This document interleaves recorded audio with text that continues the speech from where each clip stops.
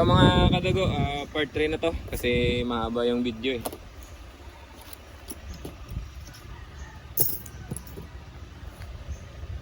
Bala na kayo kung papanoorin nyo. Basta sa mga may ganito, panoorin nyo para hindi kayo malito sa pagbuo. So ayan. Yung first na need natin ilagay itong valve housing sa receiver. So ingatan nyo na hindi masugatan itong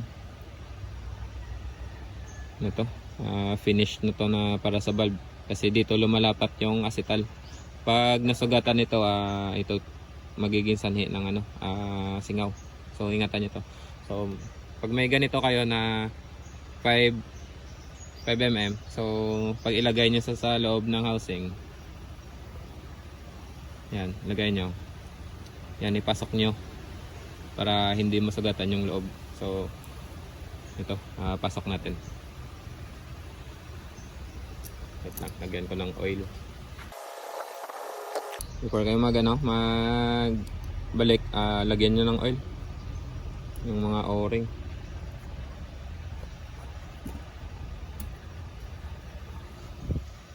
Yan, para smooth lang pagkabalik. And then yung port nito, itapat nyo dun sa may butas dito sa sa set screw ng timbol. Yan, tapat nyo. Wag nyong persahin lang, smooth lang, gentle lang na pagbalik para hindi masira yung o-ring. Yan. Yan. Okay. So, ayan. Na-center ko lang yung butas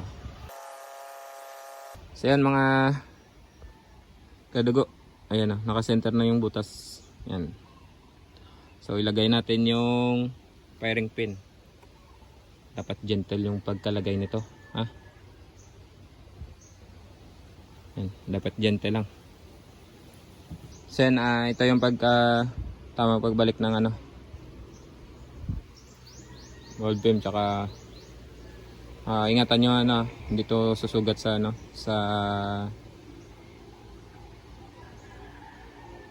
yan, medyo madilim yan, ingatan nyo hindi to makasugat sa valve housing. Yan,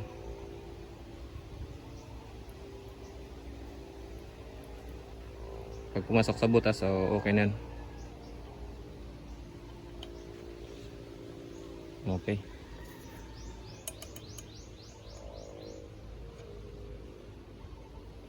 And then i-flat lang. Yan, pang slug to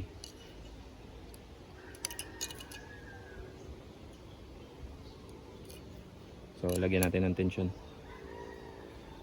Okay. So okay na. Paglagay natin ng valve housing, acetal valve, tsaka valve stem, spring, tsaka valve cap. So yan. Dito naman sa sa hammer tsaka sa lever na natin ilagay is yung pwede hammer, pwede pellet probe. So taken pa pala ito. Yung pa pala, yung timbol. Yan, nakalimutan ko yung timbol. So yung o-ring para sa barrel, mamaya na yan. Ito lang, unahin muna natin to. Pasok lang. And then tutok lang yung butas ng timbol para sa sa set screw, sa lock nya. Yan, igpitan nyo lang ng gusto. Yan. Para pag putok, hindi ito ano, uurong. Yan. Ano naman, pellet probe. Ito.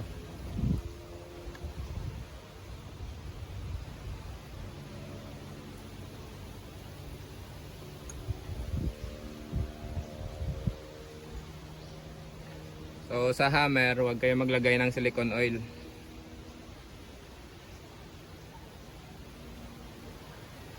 Para hindi hihina yung hampas niya sa ano.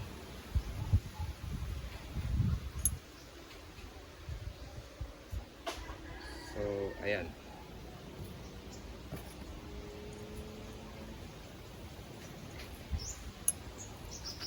So okay. And then ito, yung lever. Balik natin. So itutok. Yan, 'di ba may butas dito.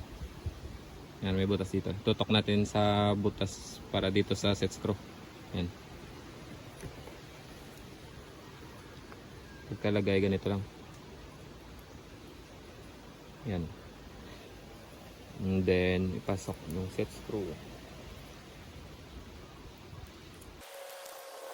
Higpitan nyo dito. Kasi pag hindi nyo na higpitan ng gusto, katagalan ay luluwag at tatasya. Gagasgasin niya yung ano, yung dito sa loob, yung guide niya. So ito, break natin yung lever. Yan.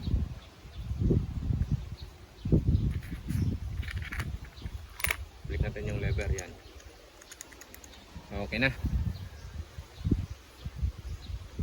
Then wag muna natin to ano, ilak. So ito yung gagawin natin. So sa mga may ganito na unit, wag kayo maglagay ng silicone oil ah. Kung pwede nyo ilagay yung ano, pwede yung Singer, pwede na yun.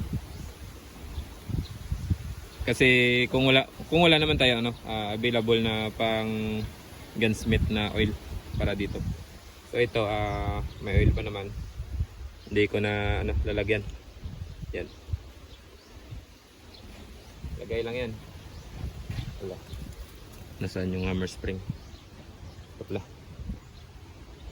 Yan. So ilagay natin. Yan.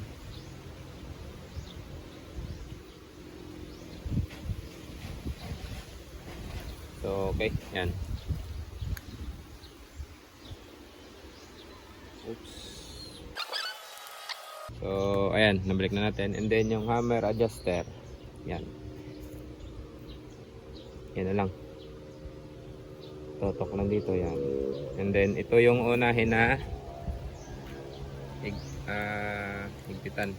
Pero hindi totally higpitan. Yung sakto lang. So ayan.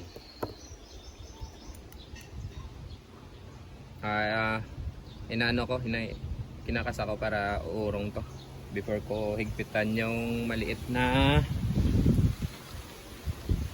set screw dito para hindi na siya ano. Kasi pag hindi mo to kinasa na nakaganyan, possible na pagkasa mo uurong pa ito kahit nalock mo dito. So ito kasi maliit lang yung set screw eh. So higpitan ko muna dito, ayan. Lagyan ko ng tension para uurong yung housing ng adjuster. So higpitan ko dito.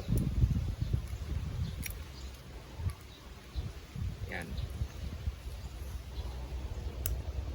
So yan, higpit na. So pwede na natin to higpitan. Yung katamtaman lang na pwede niya pa rin ikasa na smooth. Yan. Okay. After nyan is ito. Yung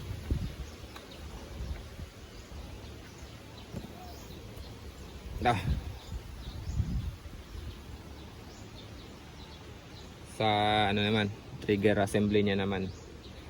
So ito flat lang. flat, and then itutok lang yung butas dito. Ito, yung butas nito sa huli, ito dito naka ano, itutok lang dito. Yan. So wag nyo muna i-push. And then after that, nalagay na natin ito. Ito naman yung spring. Dapat lagay mo muna dito sa ano. May butas dito eh. Dito ba? Ayan, may butas dyan oh. Diyan ilalagay.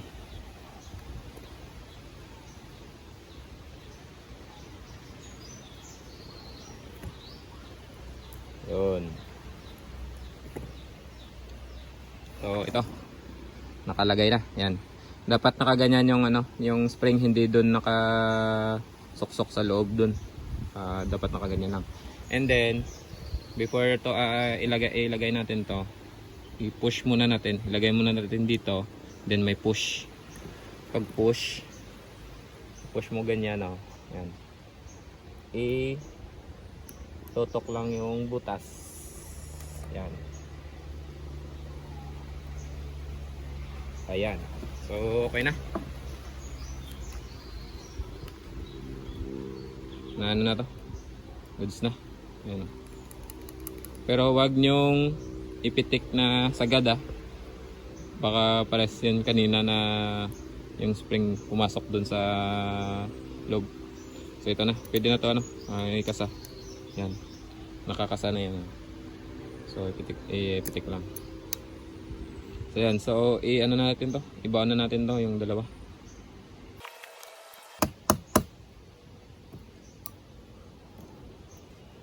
So okay, yan. And then balik natin yung o-ring sa loob. Ito, yung o-ring to sa barrel. So wait lang para may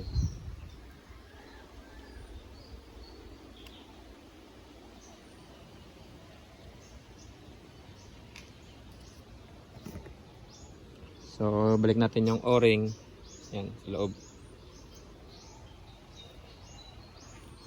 Sok-sok natin dun hanggang siya sa bumaon yung gilid. Yan.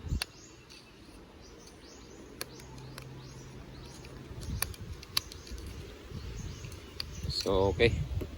Ayun. Iwan ko kung kita. Yan. Hindi kita eh. Hindi kita yung sa loob. Yan. Basta nakasuksok na dyan sa loob. Yung parang kanal sa dulo ng timbol. So ayan. Ano naman yung trigger guard tsaka para sa grip. So yung ano set screw dito, pinutulan ko to para sakto lang doon sa ano. Hindi to nauuga. Kasi pag hindi ito putulan, may nilagay tayo na ano to? Set screw. Hindi to maano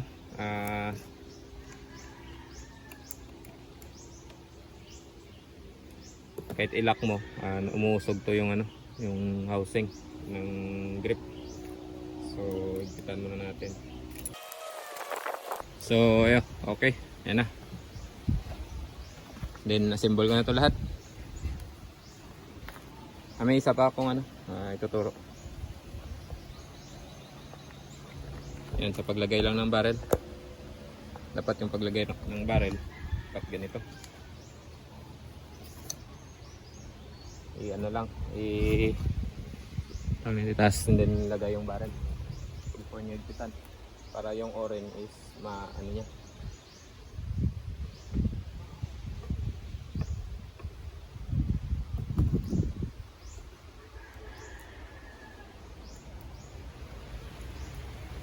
Kulot ya? Ano ko po duli no?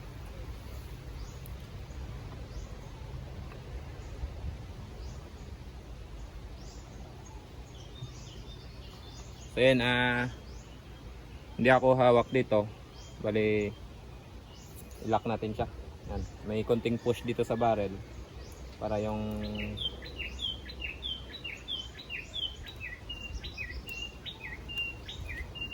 ano, yung o-ring dito sa loob sa timbol tsaka barrel magsisili ng gusto. Kasi pag hindi to na flat, posibleng magbabackfire dito.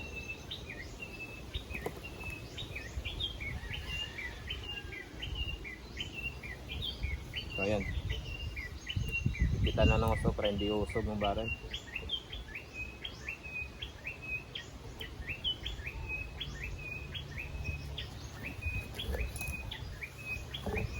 So ayan, lagay na natin yung regulator. So pwede na natin to lagyan ng tangke. So sa mga hammer type, sa ibang side lever na tumutukod yung may tension yung yung hammer sa valve pin nyo, ikasa nyo lang. Yan, ikasa lang before nyo ilagay ito yung tangke na may yung basta sa mga naka-knockdown yan, ikasa lang. Yan, then lock ko muna ito. So okay, good na. So balik natin, may hangin to. So ayun, yan, naka 2.5. yan. So putok na natin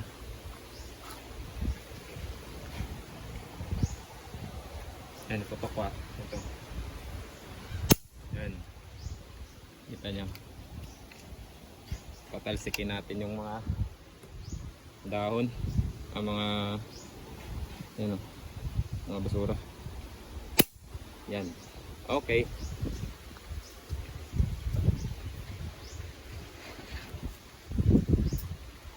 So assemble ko lang.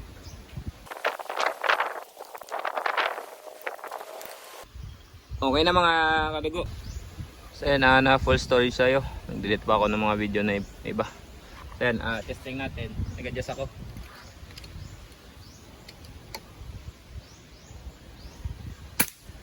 $958, so bababa pa. Kulang pa tayo ng 20 fps.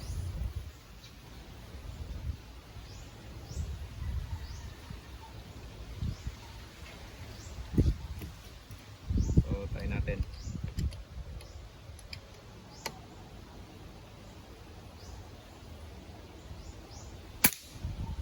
Mirror.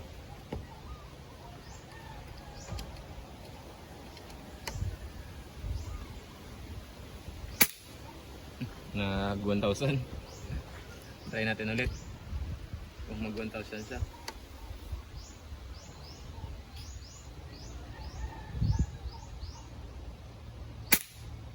$980, 88, 89.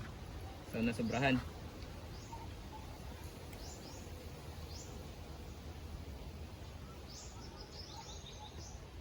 So try ulit.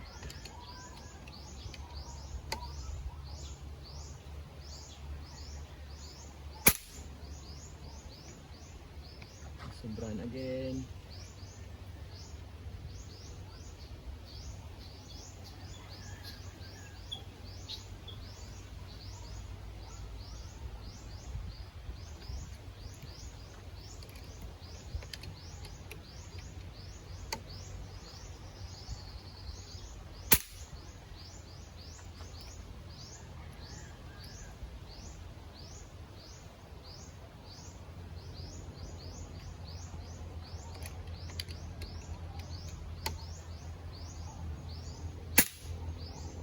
Yun, bumaba. Mababa na pala yung bumaba na yung ko, laman ng tank, tsaka bumaba na yung laman ng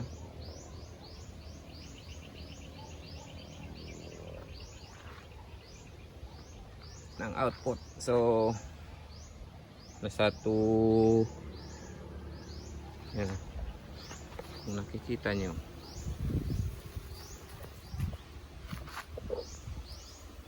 Ayan. Sa tuto na lang. So yung output natin bumaba na ng 1.9. So ayan, bumaba na. Okay. So hanggang dito na lang mga kadago, at thank you sa inyong panonood. So bali kulang yung dala natin ng mga kagamitan. So hindi ako nagdala ng spare ng tank na may lamang hangin. So another video na lang yung yung pag-tuning ko nito, saka pag-zero sa scope. So okay, thank you sa inyong panonood, at ingat kayo palagi mga katago. God bless.